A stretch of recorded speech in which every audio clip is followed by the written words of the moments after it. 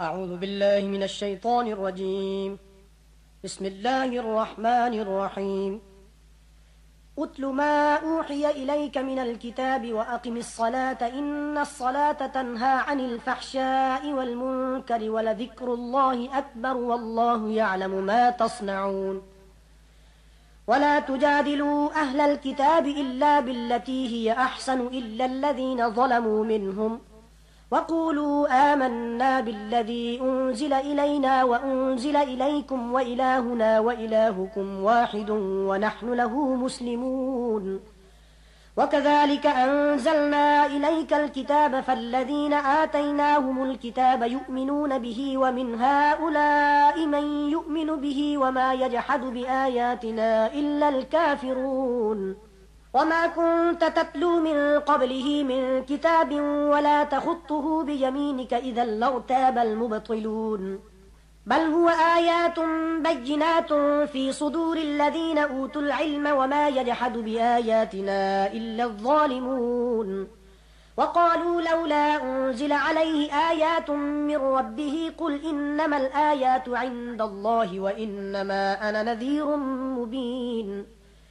أولم يكفهم أنا أنزلنا عليك الكتاب يتلى عليهم إن في ذلك لرحمة وذكرى لقوم يؤمنون. قل كفى بالله بيني وبينكم شهيدا يعلم ما في السماوات والأرض والذين آمنوا بالباطل وكفروا بالله أولئك هم الخاسرون. ويستعجلونك بالعذاب ولولا أجل مسمى لجاءهم العذاب وليأتينهم بغتة وهم لا يشعرون. يستعجلونك بالعذاب وإن جهنم لمحيطة بالكافرين يوم يغشاهم العذاب من فوقهم ومن تحت أرجلهم ويقول ذوقوا ما كنتم تعملون. يا عبادي الذين آمنوا إن أرضي واسعة فإياي فاعبدون. كل نفس ذائقة الموت ثم إلينا ترجعون. والذين آمنوا وعملوا الصالحات لنبوئنهم من الجنة غرفا تجري من تحتها الأنهار خالدين فيها نعم أجر العاملين الذين صبروا وعلى ربهم يتوكلون. وكأي من دابة لا تحمل رزقها الله يرزقها وإياكم وهو السميع العليم. ولئن سألتهم من خلق السماوات والأرض وسخر الشمس والقمر ليقولن الله فأنى يؤفكون. الله يبسط الرزق لمن يشاء من عباده ويقدر له إن الله بكل شيء عليم. ولئن سألتهم من نزل من السماء ماء فأحيا به الأرض من بعد موتها ليقولن الله قل الحمد لله بل أكثرهم لا يعقلون. وما هذه الحياة الدنيا إلا لهو ولعب وإن الدار الآخرة لهي الحيوان لو كانوا يعلمون. فإذا ركبوا في الفلك دعوا الله مخلصين له الدين فلما نجاهم إلى البر إذا هم يشركون ليكفروا بما آتيناهم وليتمتعوا فسوف يعلمون. أولم يروا أنا جعلنا حرما آمنا ويتخطف الناس من حولهم أفبالباطل يؤمنون وبنعمة الله يكفرون. ومن أظلم ممن افترى على الله كذبا أو كذب بالحق لما جاءه أليس في جهنم مثوى للكافرين. والذين جاهدوا فينا لنهدينهم سبلنا وإن الله لمع المحسنين. بسم الله الرحمن الرحيم ألف لام ميم. غلبت الروم في أدنى الأرض وهم من بعد غلبهم سيغلبون في بضع سنين لله الأمر من قبل ومن بعد.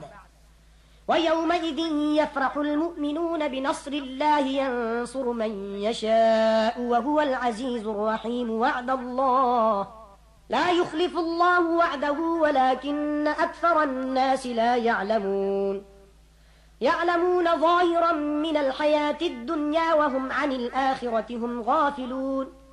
أولم يتفكروا في أنفسهم ما خلق الله السماوات والأرض وما بينهما إلا بالحق وأجل مسمى وإن كثيرا من الناس بلقاء ربهم لكافرون أولم يسيروا في الأرض فينظروا كيف كان عاقبة الذين من قبلهم كانوا أشد منهم قوة وأثاروا الأرض وعمروها أكثر مما عمروها وجاءتهم رسلهم بالبينات فما كان الله ليظلمهم ولكن كانوا أنفسهم يظلمون ثم كان عاقبة الذين أساءوا السوء أن كذبوا بآيات الله وكانوا بها يستهزئون الله يبدأ الخلق ثم يعيده ثم إليه ترجعون ويوم تقوم الساعة يبلس المجرمون ولم يكن لهم من شركائهم شفعاء وكانوا بشركائهم كافرين ويوم تقوم الساعة يومئذ يتفرقون فأما الذين آمنوا وعملوا الصالحات فهم في روضة يحبرون وأما الذين كفروا وكذبوا بآياتنا ولقاء الآخرة فأولئك في العذاب محضرون فسبحان الله حين تمسون وحين تصبحون وله الحمد في السماوات والأرض وعشيا وحين تظهرون يخرج الحي من الميت ويخرج الميت من الحي ويحيي الأرض بعد موتها وكذلك تخرجون ومن آياته أن خلقكم من تراب ثم إذا أنتم بشر تنتشرون ومن آياته أن خلق لكم من أنفسكم أزواجا لتسكنوا إليها وجعل بينكم مودة ورحمة إن في ذلك لآيات لقوم يتفكرون ومن آياته خلق السماوات والأرض واختلاف ألسنتكم وألوانكم إن في ذلك لآيات للعالمين ومن آياته منامكم بالليل والنهار وابتغاؤكم من فضله إن في ذلك لآيات لقوم يسمعون ومن آياته يريكم البرق خوفا وطمعا وينزل من السماء ماء فيحيي به الأرض بعد موتها إن في ذلك لآيات لقوم يعقلون ومن آياته أن تقوم السماء والأرض بأمره ثم إذا دعاكم دعوة من الأرض إذا أنتم تخرجون وله من في السماوات والأرض كل له قانتون وهو الذي يبدأ الخلق ثم يعيده وهو أهون عليه وله المثل الأعلى في السماوات والأرض وهو العزيز الحكيم ضرب لكم مثلا من أنفسكم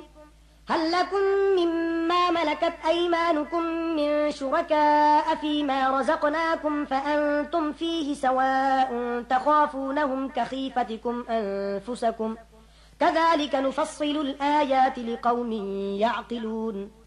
بل اتبع الذين ظلموا أهواءهم بغير علم فمن يهدي من أضل الله وما لهم من ناصرين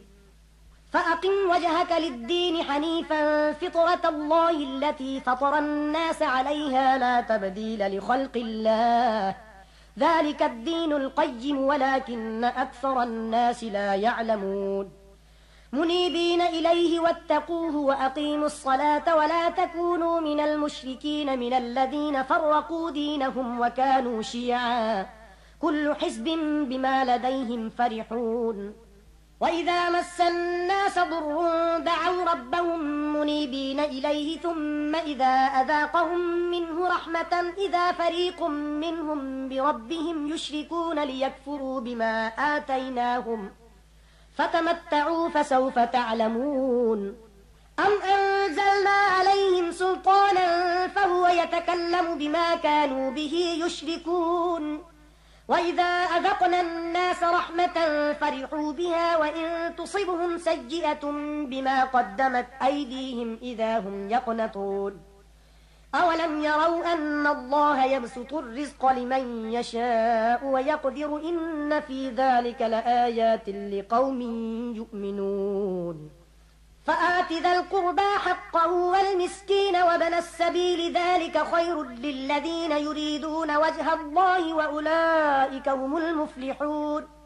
وما آتيتم من ربا ليربو في أموال الناس فلا يربو عند الله وما آتيتم من زكاة تريدون وجه الله فأولئك هم المضعفون الله الذي خلقكم ثم رزقكم ثم يميتكم ثم يحييكم هل من شركائكم من يفعل من ذلكم من شيء سبحانه وتعالى عما يشركون ظهر الفساد في البر والبحر بما كسبت أيدي الناس ليذيقهم بعض الذي عملوا لعلهم يرجعون قل سيروا في الأرض فانظروا كيف كان عاقبة الذين من قبل كان أكثرهم مشركين فأقم وجهك للدين القيم من قبل أن يأتي يوم لا مرد له من الله يومئذ يصدعون من كفر فعليه كفره ومن عمل صالحا فلأنفسهم يمهدون ليجزي الذين آمنوا وعملوا الصالحات من فضله إنه لا يحب الكافرين ومن آياته أن يرسل الرياح مبشرات وليذيقكم من رحمته ولتجري الفلك بأمره ولتبتغوا من فضله ولعلكم تشكرون ولقد أرسلنا من قبلك رسلا إلى قومهم فجاءوهم بالبينات فانتقمنا من الذين أجرموا وكان حقا علينا نصر المؤمنين الله الذي يرسل الرياح فتثير سحابا فيبسطه في السماء كيف يشاء ويجعله كسفا فترى الودق يخرج من خلاله فإذا أصاب به من يشاء من عباده إذا هم يستبشرون وإن كانوا من قبل أن ينزل عليهم من قبله لمبلسين فانظر إلى آثار رحمة الله كيف يحيي الأرض بعد موتها إن ذلك لمحيي الموتى وهو على كل شيء قدير ولئن أرسلنا ريحا فرأوه مصفرا لظلوا من بعده يكفرون فإنك لا تسمع الموتى ولا تسمع الصم الدعاء إذا ولوا مدبرين وما أنت بهاد العمي عن ضلالتهم إن تسمع إلا من يؤمن بآياتنا فهم مسلمون الله الذي خلقكم من ضعف ثم جعل من بعد ضعف قوة ثم جعل من بعد قوة ضعفا وشيبة يخلق ما يشاء وهو العليم القدير ويوم تقوم الساعة يقسم المجرمون ما لبثوا غير ساعة كذلك كانوا يؤفكون وقال الذين أوتوا العلم والإيمان لقد لبثتم في كتاب الله إلى يوم البعث فهذا يوم البعث ولكنكم كنتم لا تعلمون فيومئذ لا ينفع الذين ظلموا معذرتهم ولا هم يستعتبون ولقد ضربنا للناس في هذا القرآن من كل مثل ولئن جئتهم بآية ليقولن الذين كفروا إن أنتم إلا مبطلون كذلك يطبع الله على قلوب الذين لا يعلمون فاصبر إن وعد الله حق ولا يستخفنك الذين لا يوقنون بسم الله الرحمن الرحيم ألف لام ميم تلك آيات الكتاب الحكيم هدى ورحمة للمحسنين الذين يقيمون الصلاة ويؤتون الزكاة وهم بالآخرة هم يوقنون أولئك على هدى من ربهم وأولئك هم المفلحون ومن الناس من يشتري لهو الحديث ليضل عن سبيل الله بغير علم ويتخذها هزوا أولئك لهم عذاب مهين وإذا تتلى عليه آياتنا ولى مستكبرا كأن لم يسمعها كأن في أذنيه وقرا فبشره بعذاب أليم إن الذين آمنوا وعملوا الصالحات لهم جنات النعيم خالدين فيها وعد الله حقا وهو العزيز الحكيم خلق السماوات بغير عمد ترونها وألقى في الأرض رواسي أن تميد بكم وبث فيها من كل دابة وأنزلنا من السماء ماء فأنبتنا فيها من كل زوج كريم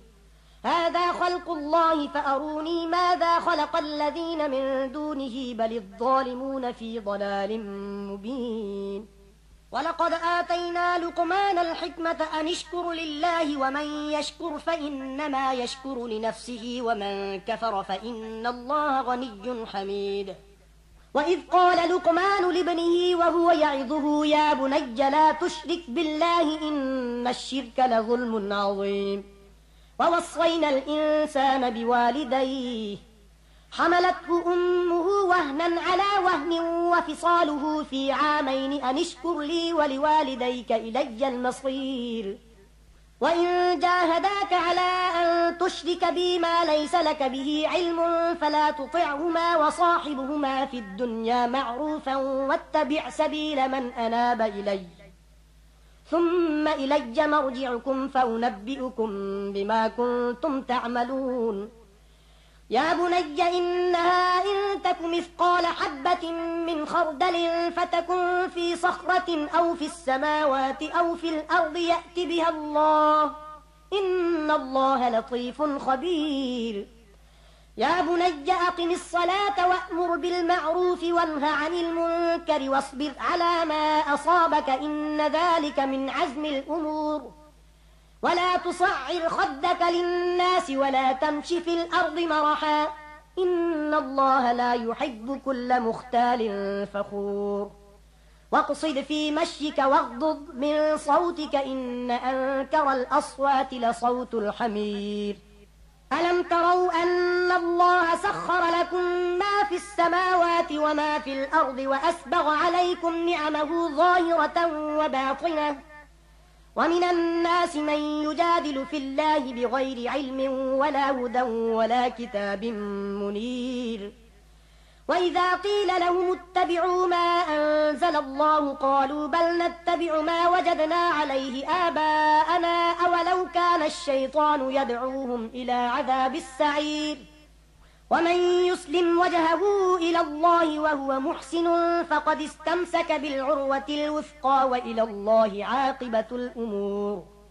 ومن كفر فلا يحزنك كفره إلينا مرجعهم فننبئهم بما عملوا إن الله عليم بذات الصدور نمتعهم قليلا ثم نضطرهم إلى عذاب غليظ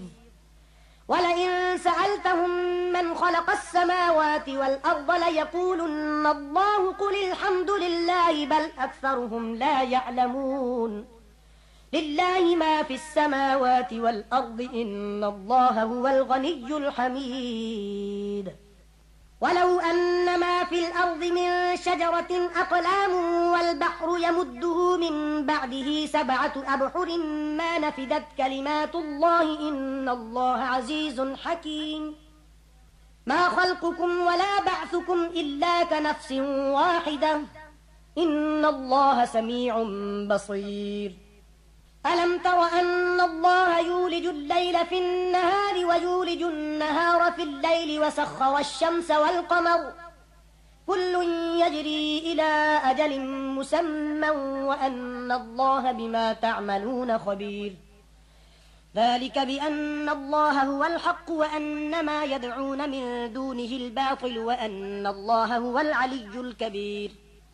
ألم تر أن الفلك تجري في البحر بنعمة الله ليريكم من آياته إن في ذلك لآيات لكل صبار شكور وإذا غشيهم موج كالظلل دعوا الله مخلصين له الدين فلما نجاهم إلى البر فمنهم مقتصد وما يجحد بآياتنا إلا كل ختار كفور يا أيها الناس اتقوا ربكم واخشوا يوما لا يجزي والد عن ولده ولا مولود هو جاز عن والده شيئا إن وعد الله حق فلا تغرنكم الحياة الدنيا ولا يغرنكم بالله الغرور إن الله عنده علم الساعة وينزل الغيث ويعلم ما في الأرحام وما تدري نفس ماذا تكسب غدا وما تدري نفس بأي أرض تموت إن الله عليم خبير بسم الله الرحمن الرحيم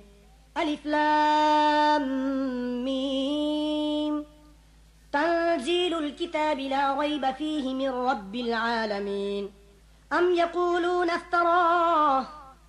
بل هو الحق من ربك لتنذر قوما ما أتاهم من نذير من قبلك لعلهم يهتدون الله الذي خلق السماوات والأرض وما بينهما في 6 أيام ثم استوى على العرش ما لكم من دونه من ولي ولا شفيع أفلا تتذكرون يدبر الأمر من السماء إلى الأرض ثم يعرج إليه في يوم كان مقداره 1000 سنة مما تعدون ذلك عالم الغيب والشهادة العزيز الرحيم الذي أحسن كل شيء خلقه وبدأ خلق الإنسان من طين ثم جعل نسله من سلالة من ماء مهين ثم سواه ونفخ فيه من روحه وجعل لكم السمع والأبصار والأفئدة قليلا ما تشكرون وقالوا أئذا ضللنا في الأرض أئنا لفي خلق جديد بل هم بلقاء ربهم كافرون قل يتوفاكم ملك الموت الذي وكل بكم ثم إلى ربكم ترجعون ولو ترى إذ المجرمون ناكسوا رؤوسهم عند ربهم ربنا أبصرنا وسمعنا فارجعنا نعمل صالحا إنا موقنون ولو شئنا لآتينا كل نفس هداها ولكن حق القول مني لأملأن جهنم من الجنة والناس أجمعين فذوقوا بما نسيتم لقاء يومكم هذا إنا نسيناكم وذوقوا عذاب الخلد بما كنتم تعملون إنما يؤمن بآياتنا الذين إذا ذكروا بها خروا سجدا وسبحوا بحمد ربهم وهم لا يستكبرون تتجافى جنوبهم عن المضاجع يدعون ربهم خوفا وطمعا ومما رزقناهم ينفقون فلا تعلم نفس ما أخفي لهم من قرة أعين جزاء بما كانوا يعملون أفمن كان مؤمنا كمن كان فاسقا لا يستوون أما الذين آمنوا وعملوا الصالحات فلهم جنات المأوى نزلا بما كانوا يعملون وأما الذين فسقوا فمأواهم النار كلما أرادوا أن يخرجوا منها أعيدوا فيها وقيل لهم ذوقوا عذاب النار الذي كنتم به تكذبون ولنذيقنهم من العذاب الأدنى دون العذاب الأكبر لعلهم يرجعون ومن أظلم ممن ذكر بآيات ربه ثم أعرض عنها إنا من المجرمين منتقمون ولقد آتينا موسى الكتاب فلا تكن في مرية من لقائه وجعلناه هدى لبني إسرائيل وجعلنا منهم أئمة يهدون بأمرنا لما صبروا وكانوا بآياتنا يوقنون إن ربك هو يفصل بينهم يوم القيامة فيما كانوا فيه يختلفون أولم يهد لهم كم أهلكنا من قبلهم من القرون يمشون في مساكنهم إن في ذلك لآيات أفلا يسمعون أولم يروا أنا نسوق الماء إلى الأرض الجرز فنخرج به زرعا تأكل منه أنعامهم وأنفسهم أفلا يبصرون ويقولون متى هذا الفتح إن كنتم صادقين قل يوم الفتح لا ينفع الذين كفروا إيمانهم ولا هم ينظرون فأعرض عنهم وانتظر إنهم منتظرون بسم الله الرحمن الرحيم يا أيها النبي اتق الله ولا تطع الكافرين والمنافقين إن الله كان عليما حكيما واتبع ما يوحى إليك من ربك إن الله كان بما تعملون خبيرا وتوكل على الله وكفى بالله وكيلا ما جعل الله لرجل من قلبين في جوفه وما جعل أزواجكم اللائي تظاهرون منهن أمهاتكم وما جعل أدعياءكم أبناءكم ذلكم قولكم بأفواهكم والله يقول الحق وهو يهدي السبيل ادعوهم لآبائهم هو أقسط عند الله فإن لم تعلموا آباءهم فإخوانكم في الدين ومواليكم وليس عليكم جناح فيما أخطأتم به ولكن ما تعمدت قلوبكم وكان الله غفورا رحيما النبي أولى بالمؤمنين من أنفسهم وأزواجه أمهاتهم وأولو الأرحام بعضهم أولى ببعض في كتاب الله من المؤمنين والمهاجرين إلا أن تفعلوا إلى أوليائكم معروفا كان ذلك في الكتاب مسطورا وإذ أخذنا من النبيين ميثاقهم ومنك ومن نوح وإبراهيم وموسى وعيسى بن مريم وأخذنا منهم ميثاقا غليظا ليسأل الصادقين عن صدقهم وأعد للكافرين عذابا أليما يا أيها الذين آمنوا اذكروا نعمة الله عليكم إذ جاءتكم جنود فأرسلنا عليهم ريحا وجنودا لم تروها وكان الله بما تعملون بصيرا إذ جاءوكم من فوقكم ومن أسفل منكم وإذ زاغت الأبصار وبلغت القلوب الحناجر وتظنون بالله الظنونا هنالك ابتلي المؤمنون وزلزلوا زلزالا شديدا وإذ يقول المنافقون والذين في قلوبهم مرض ما وعدنا الله ورسوله إلا غرورا وإذ قالت طائفة منهم يا أهل يثرب لا مقام لكم فارجعوا ويستأذن فريق منهم النبي يقولون إن بيوتنا عورة وما هي بعورة